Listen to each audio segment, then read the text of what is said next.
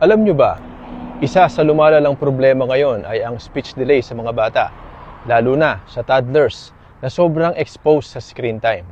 Ayon sa American Academy of Pediatrics, ang mga batang wala pang 2 years old ay hindi dapat exposed sa screen kasi ang utak nila ay mabilis pang nade-develop. Sa halip na matuto sa pakikipag-usap at pakikipaglaro, natututo silang tumitig lang sa screen na walang tunay na interaksyon.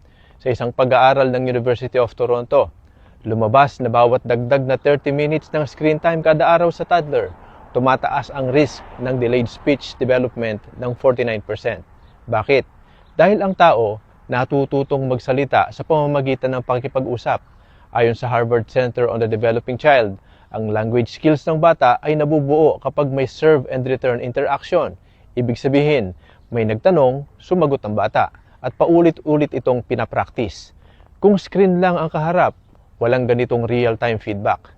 Sa Pilipinas, ayon sa Department of Health, tumataas ang kaso ng speech at developmental delays, partly dahil maraming bata ang naiiwan sa harap ng cellphone habang abala ang magulang o caregiver.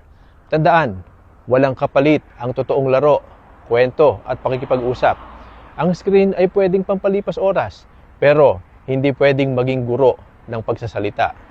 Kung gusto mong matuto agad ang batang magsalita, huwag iasa sa tablet.